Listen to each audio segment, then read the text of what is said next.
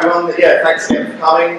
So I will get my out of the way quickly because I know half of you, and either way it's vaguely embarrassing to me to talk about who I am. So I'm basically a freelance journalist who's developed until recently, right all over the place, and most of you know me. And I guess the reason I've also ended up sitting here is because although I'm very bad at it, for about 23 years I've skateboarded every day. Again, I'm still bad at it. In fact, Byron asked me to provide pictures of me doing impressive things on skateboards, and the last time I could do anything impressive on a skateboard was before digital cameras. So I was unable to provide any images. It was about 1995 I last got further than that one, yeah. So,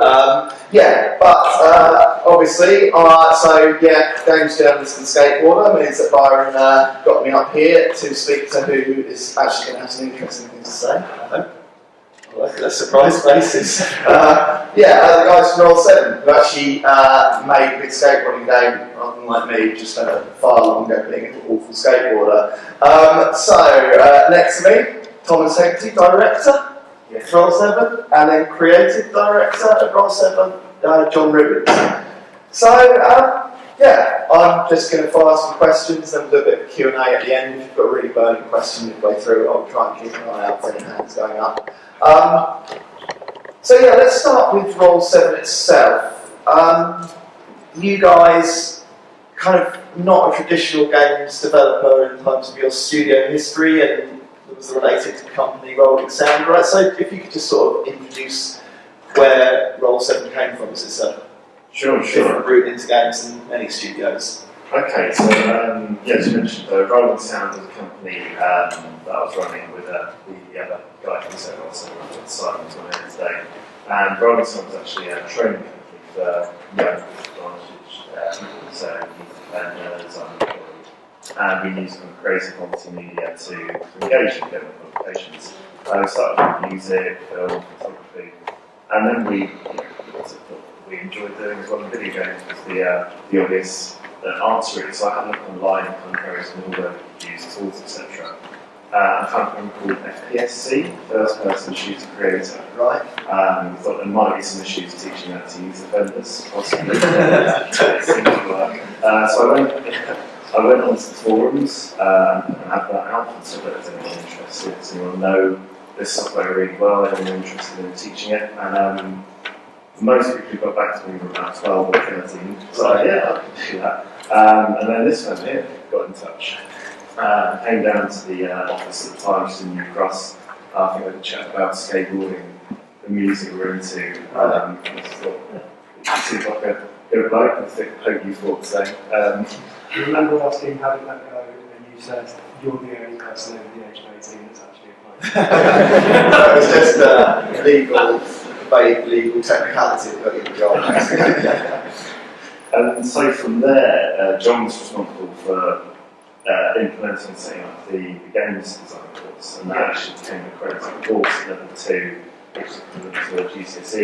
We ran that across London, and so actually giving kids accreditation in game design. So John was making lots of games anyway, and kind of an idea started forming. I think the initial premise was, we're working with these young people doing socially responsible stuff. Could we make socially responsible computer games? Could you make Grand Theft Auto without the kids? I think the answer was no to that particular question. Right. But there was other stuff you could do. So we did a game called Dead Ends, which was essentially an anti-95 game as part of the sound. And that was the catalyst for our service. I'll pass over to John to talk a bit more about what we did from there.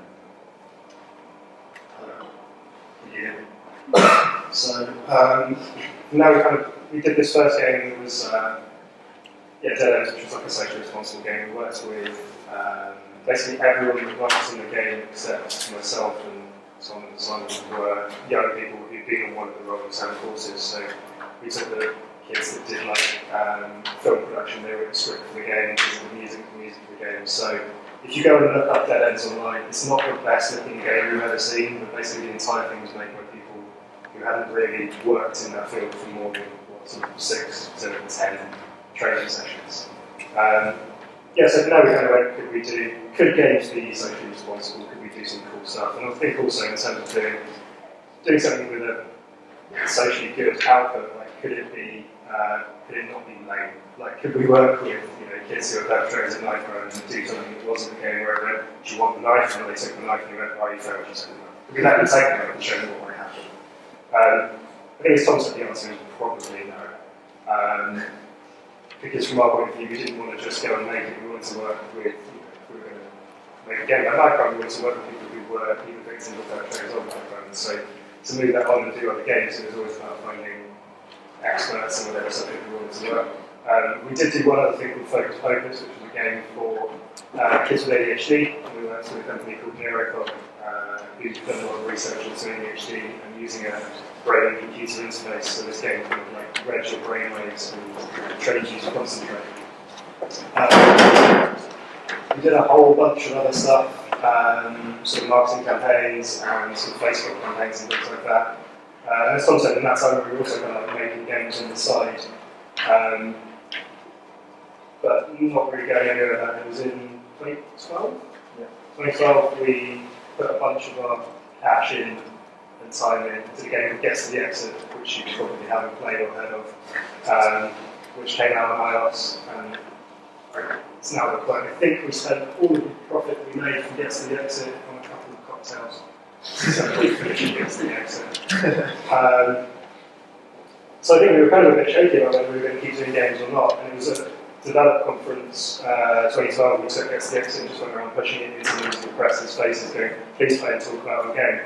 And it was through that we met James Marsden from Future Lab, that had done Velocity for Vita.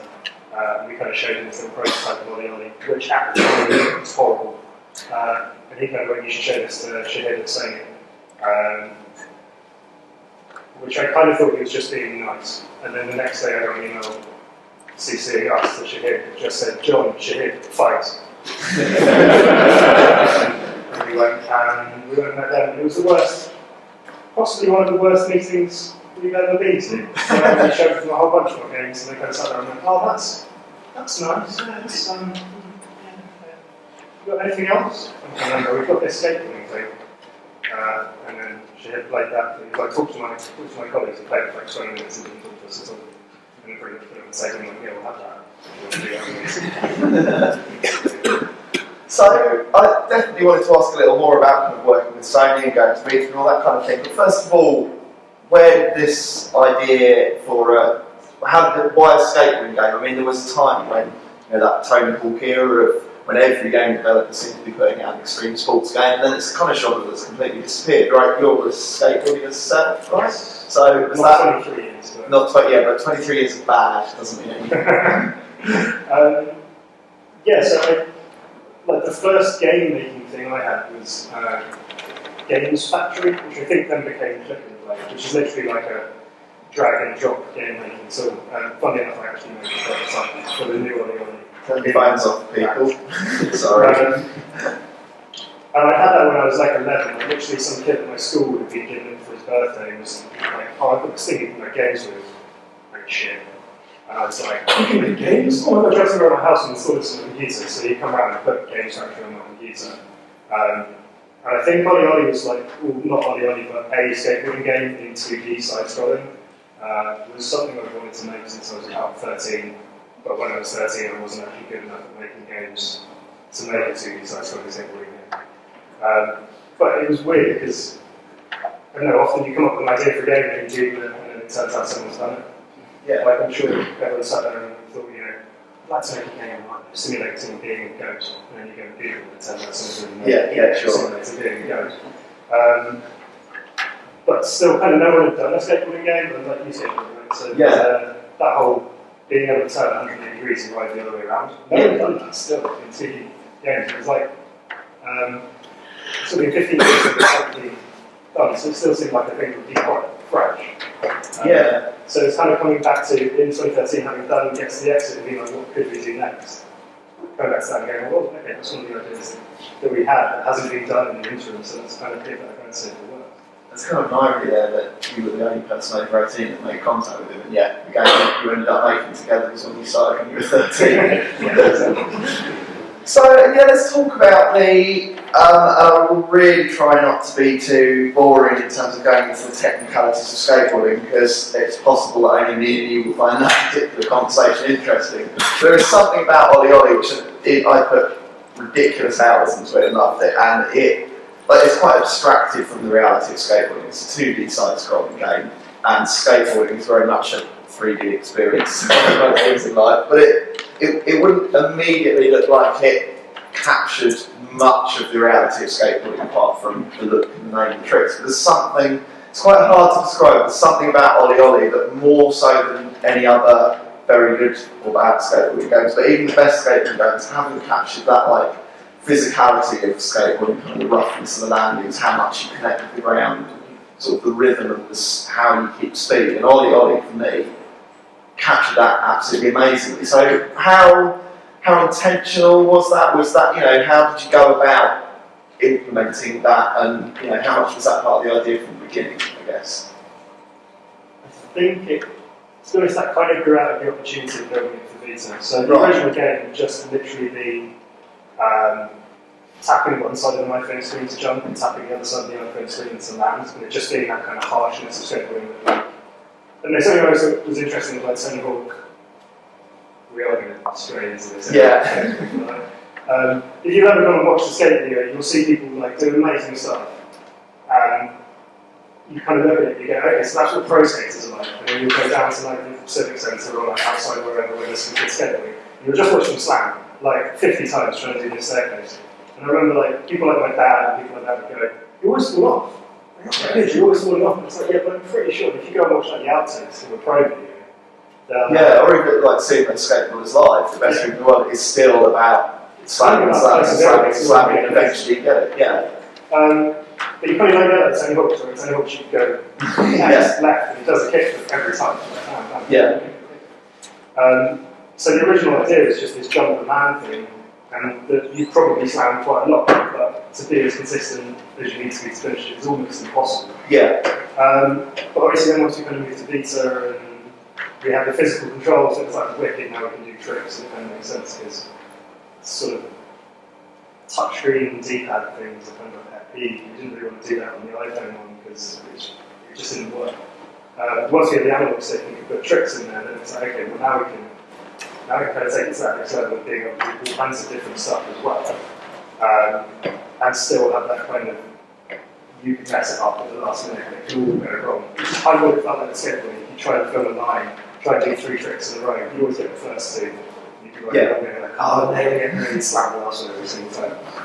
And so, there's one of the challenges you must have had in designing particularly kind of controls for the game is if you're trying to capture what skateboarding is, which is the controls for a skateboard, your feet on top of something underneath you that you're trying to lift to the ground, is a pretty crap control. The whole joy of skateboarding comes from how difficult it is to control and how unnatural it all feels. So how did you balance capturing that in a game where people, well, you want to be able to play it. Yeah, you want to be able to play it and it wants to be satisfyingly do you know what I mean? You've got that disconnect there between the two things. Funnily enough, it was considerably harder when we first made it. So I remember when we first went to Sony on our first deadline for first playable, every single thing you could do was on a different face button.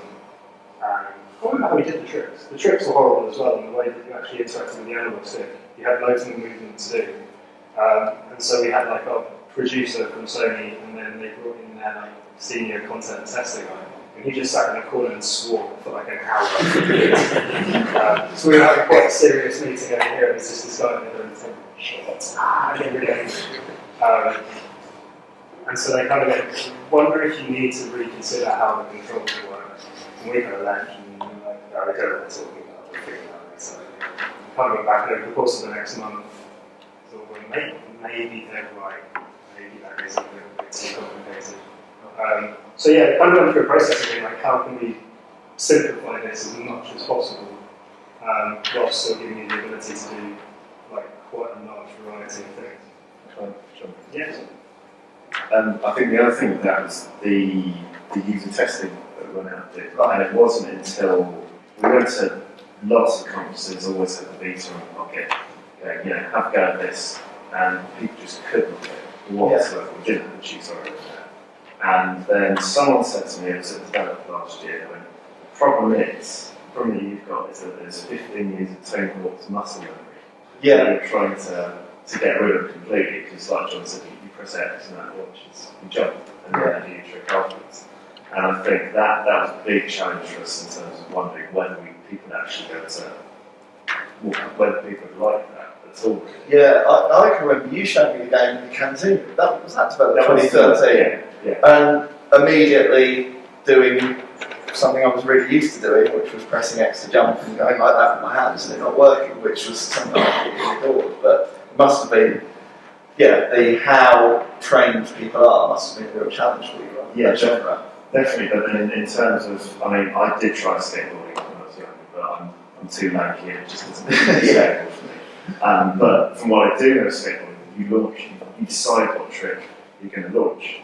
And that's what Olli was about. So you prepare it first, let go, and then you do your trick. You can't get in the air, and then of course, do a series of other tricks. So I kind of wanted to get that kind of realism skateboard as well.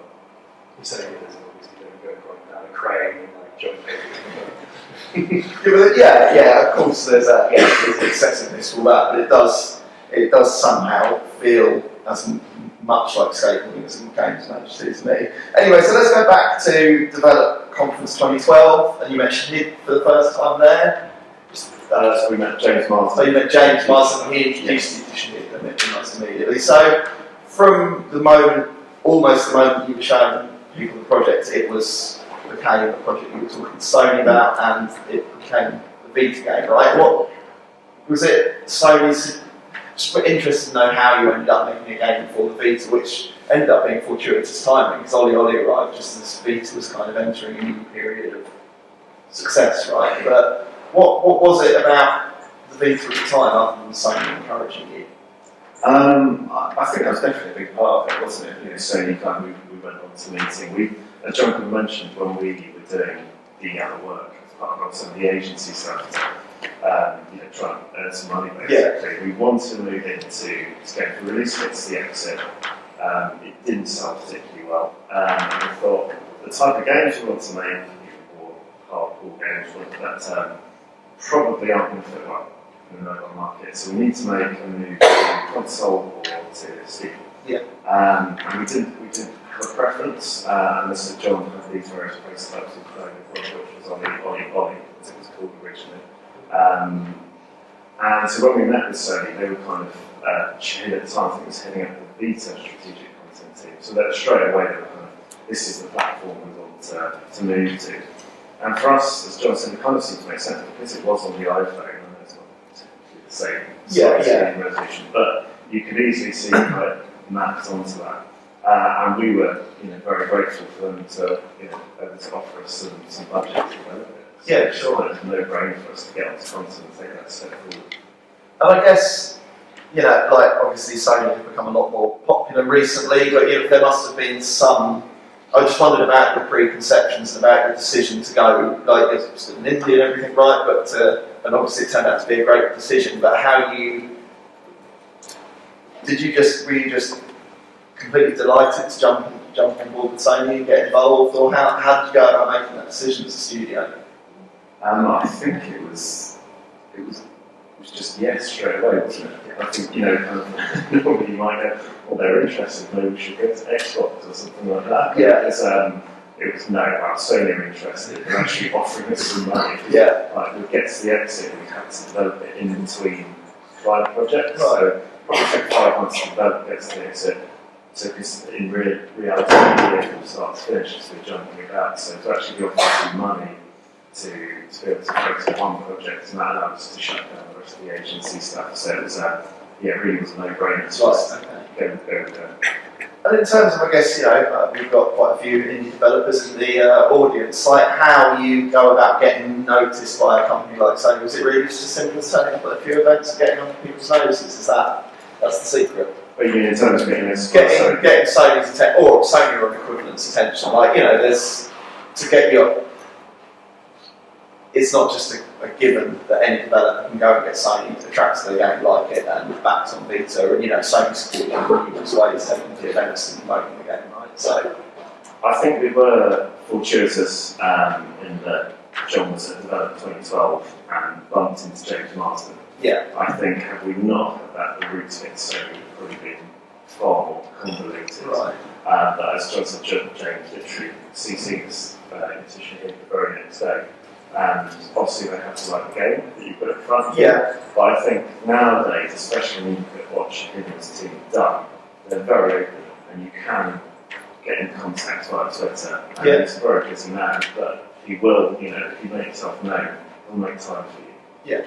And how, yeah, I mean, he is the person that's Sony writer in this country if you're an indie to talk to. And how about how partnering with a big company like that? Yeah, sure. Just also, I guess, I think when we originally got introduced to them, we kind of went, oh, so that's really scary. But it kind of turned out it wasn't. And I think what we found is subsequent to that, meeting other people, other publishers and other platform holders as well, is like, they need games. Like, their platform doesn't just survive as a platform, like, they want games on that, and I think probably what Sony have done in many ways is kind of make indie games obviously a huge thing on PC, but maybe more for console. They made it a really big part of what they're doing. And so I think if you're making a game, it's a good game, you've got a good budget, where it's going to go and finish it. Take it and show it to people, because you know, publishers and platform holders can't survive without the content. And I think we sort of, for quite a few years, been making stuff and not showing it to people and not getting it out there, because we thought they would be interested, and actually it turns out people are. So I think there's an element of like, yeah, we were quite lucky, but I think there's also an element of like, go and show people your stuff, and you might be surprised how interested they are. I guess it's making it right. Like, so yeah, and I just wanted to ask about how, you know, what help you did go from Sony, right? You got to, was it E3 on the Sony stand and that kind of thing. So how was that whole experience for you guys? It was good for me, it was terrible for John because he got denied entry to the US. Your passport came up on the Interpol. Let's not talk about Well, I got one sometimes. Yeah. But I was at a horrible time, so I just got emails from, this was still when the game was really hard to play. So I was back home just getting emails from you going, nobody likes it, it's really hard to play. I'm off out now. Sony put we had a beta station as part of the E3 Sony platform, which was amazing. So to get that kind of exposure was incredible. We had to get the flights ourselves, but there's kind of all sorts of schemes that you can apply for through bids and to get funding back for that as well. So we managed to do that quite cheaply. But yeah, that experience was incredible. We put a press release out just before we go and said, there's going to be here, come along. I had no idea what to expect whatsoever. But I think, like you said at the beginning, the fact that we're kind of doing a skateboarding game for such a long time, I think the fact that we were a new studio, I think the fact that we're backed by Sony, Shahid and what he was doing, it seemed to hit the right note at the right time. And so we lots of people came along and IGN down, Destructor down to see it. It's all completely unexpected. We just sat at the beta for 3 days, surprised that we turned up. Really. Yeah, and in terms of that, how, I guess, again, hopefully, you know, it can be sharing advice that will inform the other indies here, but suddenly you go from, you know, you're at Rolling Sound and you're making games that sort of you describe as kind of keeping to yourselves and that kind of thing, and suddenly you're at E3 and I came, because you said, oh, we've got some little steps in the rail there, you had a little bit set up, and I came along to see that, it was just too packed to get near, right? You've suddenly got hundreds of the public and loads of high profile press. How, like, is that something to be terrified of? How did you find suddenly having to adjust to speaking to us a lot? I think it's similar to what John said about, you know, speaking to Sony. At first you do feel, it's the press, you know, what if they say something wrong, quote me on it. But yeah, I think in a similar kind of vein, you're looking for interesting stories and kind of new games kind of to talk about as well. So it's kind of a good relationship to have. Yeah. So I think as long as you approach people in a nice, sensible way, and I think one of the key things that we did, what we did get some people emails back, was that we individualised every single email we sent. Yeah. It wasn't until right at the end when I announced when it was actually coming out that I did a group email through Mailchimp. Up until then, painstakingly went through everyone's work that they've done before. If I went to IGN, for example, who's written the most about Vita recently? Read their articles and so we kind of start off on a good ground with it, really. And I think when they saw that, they understood that. There's some time as well. Definitely. I don't want to take over, so we have to talk about you guys. But whenever I do the talking to indies about how to get the press's attention, that's definitely a thing. That extra investment of time and effort, tailoring things, is noticed at this end of that, and does make a difference when you've got 30 to 100 press releases turning up a day. I mean, it only gets as high as 100 in GBC Week and E3 and stuff. But that extra effort from this end and from it seems to be productive for you is worth it, right? Not rather than just the joining the hundreds of emails journalists get that are generic BCC emails. And because a lot of the advice we were getting was that you have to do something different, you have to have a hook. And we couldn't really think of anything that seemed that it wasn't a complete kind of joke or came across a bit silly, so we just thought, let's just say what the game is, be polite and be interested in what they're doing as well. It seems to be like. And while we're on sort of getting into territory of talking about promoting the game, I also wanted to mention the word auto-runner and how, I guess when I'm talking about it, I don't feel Olli is an auto-runner, although I guess you could argue technically you're constantly moving forward on a 2D plane, it's but I just wondered if terms like that are useful to you or helpful. I'm sure they're a bit of both, because in terms of introducing the masses, if you can pitch a game by describing a genre and how it mixes to other games, that's potentially helpful. And at the same time, it's kind of a stigma attached to words like auto-runner. So I wonder how you guys found that experience and what you could share here with people in terms of how much they should commit to genre conventions and all that kind of thing. Well, it was. I'll let you talk a bit more about the game process in terms of what it started out, but it did. It was originally infinite, right? And so it wasn't predefined levels. It was going to be randomly generated. Right. And so when we put the first press release out, that's what we said. And so the word auto-runner stuck. And it's something we learned, and so we spoke to other people about, when you put stuff out in the public domain, it sticks, and it stays for a long time. So even before release, we had people saying, Olli, the Infinite Runner's coming out. It's not an Infinite Runner. And on the auto-runner side as well, I suppose later levels, there isn't an opportunity to stop. But if John gave you a flat enough piece of ground you didn't push, you would eventually stop. So we had, looking at the comments we got on various blogs, a lot of people would switch off instantly and go, I'm not another auto-runner. I think it probably would have been I think it would have been received as well had it been more of an auto-runner and randomly generated. There seemed to be more of a backlash against that. When we made the next announcement and said, we're scrapping that, we're now going to 5 levels, we were saying, cool, I'm interested in this. Right, okay. And what about your experience from the kind of design perspective? I was going to also say on the naming things, I guess it's really helpful to be able to go, it's Super Meat when it's Tony Hawk. I think every time people did that to us, so rather than us saying it whenever an article was like, it's like Super Meat, I think from our point of view, it's not as good as Tony Hawk, it's definitely not as good as Super Meat. Because so much actually. From the design side, it had been an Infinite Runner all through the prototyping stage, and then we sort of ended up adding an extra deadline for E3 when we found out we were going. So we'd done our first playable, which was barely playable, and then tweaked it and played around with it, and we found out we were going to E3, so we've got to have something mediocre to take to E3. But we couldn't get the random generation stuff, so we kind of pre-built 5 levels, I think it was, something like that, and one called Joytown, which you played for about 13 hours straight on the flight, and you got off the flight and were like, I just got 390,000 on Joytown, and it was like, okay, hold on a minute. You have this opportunity to sit there for ages playing one level just to get better and better and better. It was like, maybe that's actually going to be more fun than just trying to survive in a randomly generated thing, which is when we kind of started to think, actually, maybe we'd be better off making this thing perfect. So we're talking about 2013, mid-2013 there, so that wasn't so long ago that you were still making fairly bold, fairly significant, crazy, yes. It's not that long ago you made mediocre decisions.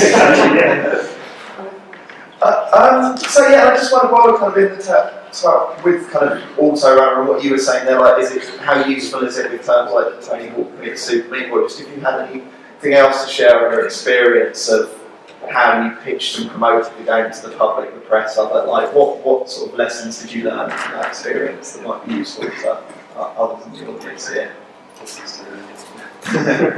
I think in terms of just making sure that you're at all these types of events, you have to be absolutely aware. I think if you think your game needs to be developed in 6 months, you should add 3 months to that, just so you can make the time to get out there. I think it's genuinely as important. And in terms of the actual, again, like I said, kind of looking at who's writing the stuff, something that did was go on to Hegarty, look at Spelunky, look at Hotline Miami, look at Velocity, who's been reviewing those and get in touch with those people as well. And again, that seemed to work because they noticed that I've been interested in what they're doing.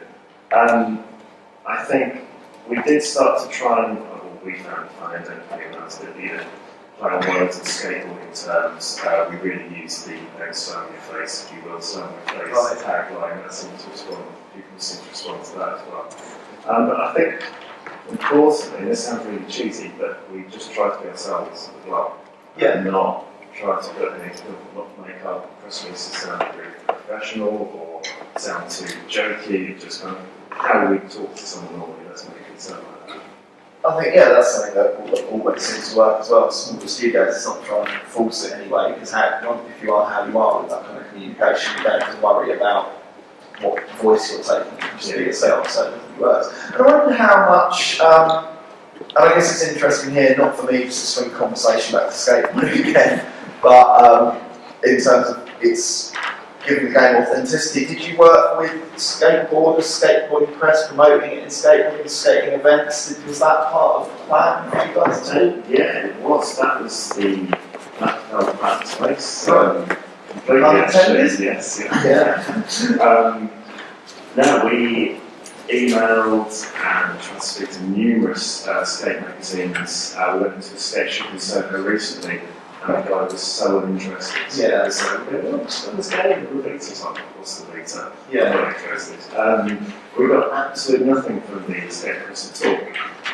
It was an interesting one because I think if you're doing a game for mobile, then I think going to the skate press probably makes more sense because more than likely every skateboarder will have a mobile phone. Whereas going to the skate press for us was how many skaters are actually going to have a beta. But it would have been nice to kind of get that recognition of say John was a sponsored skater in his youth as well. I wouldn't really like to say that much.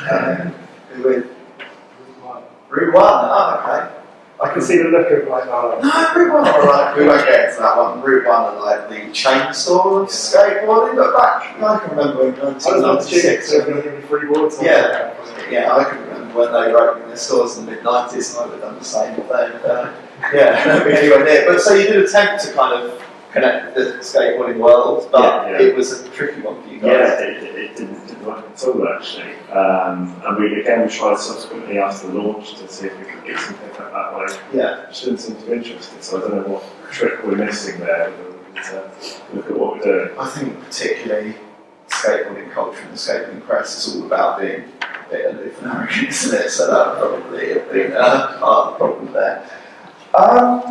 And let's go back to the Vita actually, and just kind of how much of a dev-friendly platform it was for you guys. I'm sure partnering with Sony helped with that, but in terms of just the ease of development, I know there's no such thing as easy development, but how you found Vita in that regard? So perhaps stupidly, we didn't use any. We kind of got the beta and they sort of said use Fire Engine, which is the sort of Sony in-house middleware. I think it's partly down to the pride of our senior programmer and just partly down to wanting to understand the platform. And we were like, no, we're going to do everything from scratch. Which meant that sort of after 2 months of really late nights of coding, we managed to draw a little grey rectangle in the left-hand corner of the computer screen, which we were really excited about, and you were so worried at that point in time. We were like, it works! What have you got? That grey square! okay, that's not that exciting. It's like, no, we're fine now, we can play the whole game, we've got a great square, we're off. I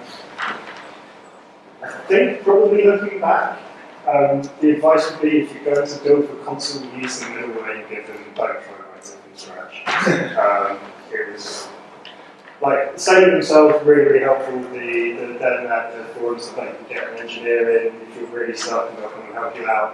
The fact there's people you can email and get back to you pretty rapidly, all really good. But probably a lot of that wouldn't have actually been necessary if we just used the middleware in the first place instead of trying to write our own crazy engine. So yeah, I think the advice there would be if you can use something that doesn't involve writing your own renderer from scratch, then don't have your own renderer from scratch. But from that point of view, I think we did. Like that has given us a much better understanding of how the data works, even in quite close to the metal and low level way. And what about any other kind of particular challenges or, to put a more positive spin on it, like the lessons you learned from those? I just wondered, I can't imagine it was all completely easy. Well, should I start this and then I'll tell you? Okay. Actually, funny enough, I don't think any of the stuff I'd say here is actually from a design point of view, because I think if you're going to make a game, I guess we didn't realise we've made a good game. It's very nice that everyone thinks we did. I think we kind of just worried that we hadn't, and we're really keen until people said nice things. So from the design side, I think if you're going to make a good game, make a good game. I think the thing I learned as a designer making Olli is that you kind of need a producer, because I don't think we would have finished it if we hadn't had a person like Tom going, are you sure you're going to make it for the mode as well? Which was really annoying a lot of the time, and actually I think it made it better, because it was like, no guys, you haven't got time to do that, just stop doing that and do those other things instead and make them better. And so I think it's interesting, like, when you've got a whole bunch of creators in a room and a whole bunch of, I think programmers as well, like if you're a programmer, like you're like, no, I'll code it myself, there's a plugin that's like, no, I'll write it myself because we can. I think all of those people like us, like designers and coders, we have that mindset, and the people that are looking at cache flows and release dates and that kind of thing kind of give you a bit of a better perspective. It's like, you kind of need to finish this. Are you sure you want to do that? And I think also, and it's kind of the classic like developer talk, is like marketing is a full-time job. Like going out and telling people about the game that was basically all you did for about 6 months. Like we could have done, no one else was working, we could have done that because your head's also in the game. So actually, I think if you're doing a project and you're trying to get it out there, thinking about who is going to do that, and the fact that that would be their dedicated role for a really long time is really important as well. So yes, as a designer, I've got nothing to say other than make a good game and find some people who are really good at talking about the game and really good at giving you perspective on the game you're doing when you're actually going to be able to finish it. So it's having that dedicated role. So let's talk about that role. I'm sorry if I've stolen all stuff you But apart from annoying your team, what else did you contribute? Like, what does that role involve?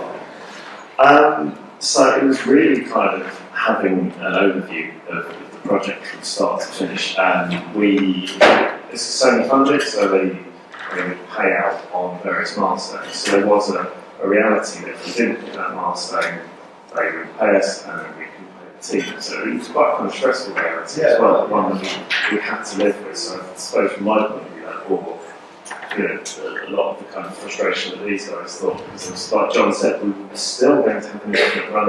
We're talking September. Right, we finished the game at the end of October, and these guys still infinite run. I was like, please, we haven't even started an infinite run. I don't think we have the logic in how we would even, well, we haven't even talked about how, but just the infinite run, we can do that. And obviously those are complete games in themselves.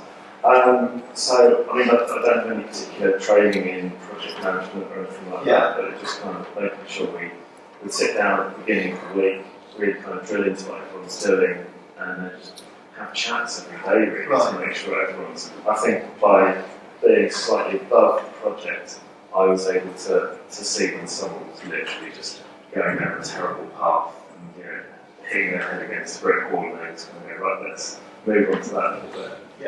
So I think that happened. John's the kind of the other time I had. I looked at the press stuff. We were lucky because we still had a job from the agency days that was able to basically play part of my going forward, whether we've been able to give me that kind of time. I'm not sure if we'll do that if we just had that. So, And you still trying to get an infinite run, imagine? Okay. So, have we, looking at the time again, does anyone have any questions they wanted to ask the guys, in terms of what they've learned, what they can share with you, and anything like that? Yeah, brilliant. Yeah. What was the inspiration behind the daily grind? That's a good question. Obviously, some great theory, just for I think on the other side, when we started building spots mode, which if you haven't played on, it's like really tiny little levels where you just do one combo. When we were testing that stuff at sort of 2 in the morning in the office, and we had like 3 test kits, and everybody sitting there playing one level, we were trying to check if it worked. And you kind of had this thing where we ended up being like, right, get one run, get one chance, what score can you get? And so everyone had one go and see what they got. And it was like, actually, that's a really fun way to play this, and also, stupidly right, and also quite easy to implement. We should just make that another node, and if we're going to cut infinite, we'll have time. I remember coming into the office the day after we worked out how to do daily grind, and there was just a thing on one of the whiteboards that really crossed the room going, we just have 5 scoreboards, because at 4 in the morning the night before we worked it out and gone, we'll forget what we come in tomorrow, write it somewhere. But actually what we really made no sense. So yeah, the inspiration came literally from sitting around and just playing one of the other game modes and realising that there was a much more fun way than we originally set up. And it kind of does reflect, that felt almost like the most skateboarding bit, because there is that emphasis, especially when you're skating with other people, you eventually get, like, the feeling of the pressure of getting it right is something that's part of skateboarding, right? So the seasons have complement that quite nicely. There's kind of another, probably a bunch of influences. There's another thing called First Try Fridays, which is on the Ride channel on YouTube, which is kind of the same thing, where they challenge a pro skater to do something in one attempt. So they'll be like, can you 360 flip down those stairs? And they don't want to try it. Right, okay. Yeah, I think a lot of that, so like you said, the whole that element of skateboarding and filming where you keep going, just one more try, just one more try, just one more try. So the battery's going to die, you've got one more try and we're going. Yeah. Any more questions from out there? Guy at the very back, white t-shirt on. Yeah. Are you exclusive to Sony? Well, I know you are. How long for?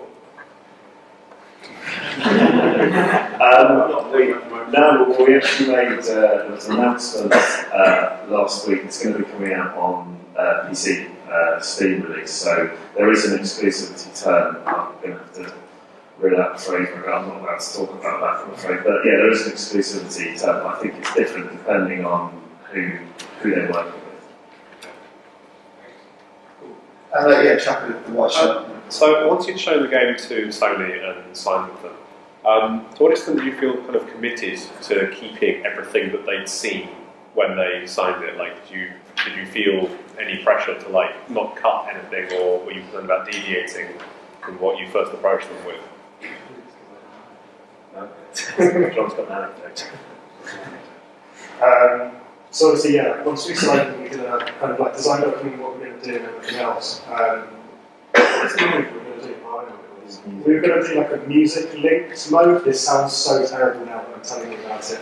But it was basically like you play the game, there'd be a song, and you like trick and so on, like inside kind of like bit trick runner. And it like didn't work. Like it's clearly not going to be the thing to do. So we kind of like booked some meeting with them and went in. Really nervously, like spots mode is other things what we decided we'd do instead.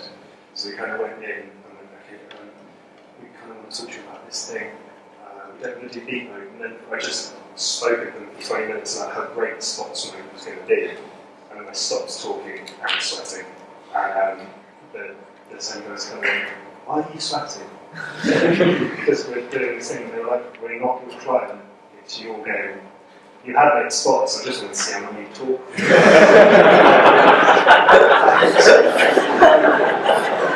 So I guess from their point of view, they wanted us to make the best game.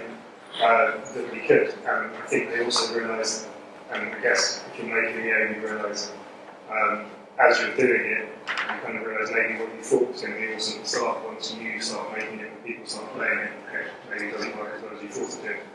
And I think they weren't going to hold us to making something that we realised doesn't work. They were happy for us to tweak it and improve it to it more. I think if we'd have gone back to them and said we're making a car game, a racing game, they'd probably had some issues with us. But as long as it kept within that confines, they're happy for us to take the creative lead. Any other questions? Yeah, problem with that? Knowing what you know now, would you, say on the next project, lock off new features at an earlier date, or how Yes. We've started a new project, and we're approaching it in a completely different way. In terms of the stupid decisions we're moving too early. We didn't turn it from an infinite run. I don't think it was till late June, early July, that we made the basically the final decision that we're going to turn this game into levels. And it's like, right now we've got 100 levels to design. So yeah, it's a tough one because it's 250 levels, yeah. Moving forward would be very easy for me to say, especially as a producer, no, you must know exactly what the game is by March the 1st, otherwise it's not going in. But we are trying to make sure now that we actually have more of a planning phase where we kind of literally try and break down every single mode and kind of work out how we can break it, how it might work. But knowing that once we go into development, that things can change. But we definitely set ourselves much stricter parameters now. I think we had to, so I think we just got there last time. We almost ran out of people on that opportunity. Cool. Any more questions? Oh yeah. Two questions. Just purely from feedback that we've had when we looked at the game and people we talked to. Friendship leaderboards were missing. Yeah. The other one, which seems to be cropping up more and more, and perhaps it's because of the nature of the group that we're in, is the fact that the skater character itself was predetermined to be a particular character, perceived as male, but could be anything. Is that something you ever considered, or would you like to go back and go, yeah, friendship leaderboard, do that next time, but also customer characterisation? The leaderboards we are actually looking into at the moment. I can't guarantee it will happen, but I think it was that kind of moment when it came out that the 21st of January, and everyone was going, where are the leaderboards? And we were all looking at each other going, oh yeah! I think that was just down to time. There were so many other things we had to consider. In terms of the character, I'm going to pass over to you, but I don't think there was a discussion, was it, as to who he was or... For a long time, there was always going to be customisable characters. That was another thing that they kept going around. It was like, have you really thought about how long that's going to take? Yeah, we're going to do it 2 months later. But ideally, if you wanted to be a male or a female character or whatever ethnicity, that was all going to happen. You couldn't do something. But unfortunately, that was another thing that it doesn't actually make it a better game. It's pretty nice that you could be you in the game. But I guess it came down to what we wanted to be a game in the first place. So it's something we had to cut. But yeah, we could revisit it all in the next one or whatever. That would be there. But I think also, as John said, in terms of having other playable characters, we very much wanted the skater to skate in that specific way. The jump height, the speed that you lose, the speed that you accelerate when you hit certain objects. So again, having other characters like John said wouldn't enhance the gameplay. You play exactly the same way each time. I appreciate obviously there's a lot of reasons why we should be looking at different characters, but it was you have these physics when you're in Olli. I think also we did make it in Pixel, so to have another character means drawing in 2,600 frames of animation on the character that's in there right now. So we almost killed our artists and things we can. You draw a female one as well. Certainly, with it being mechanically consistent, that felt really important to the game, is if you were fighting for the top spots and scoreboards. And it seemed lots of people made it really seriously, like, right, the movement around the top 10 in each level Yeah, for World Eagles was constantly changing all the time, all kinds of names there. So it was that level playing field. yeah. And in a way, by missing out on the Friends League awards, we got a lot more social media buzz because people were posting their scores online. So maybe it's a good thing. Any more questions from the audience? We could, yeah, James. When did you lose the third Olli? Whose decision was that? When people started getting pointing away. I don't know. I think it was when we started looking at the label. I think Rob said on that minus the third Ollie, didn't I think it was getting really annoying to say. he? We got fed up again on the Ollie. Yeah. Great. It was quite early on. Yeah. Not 100% sure. March.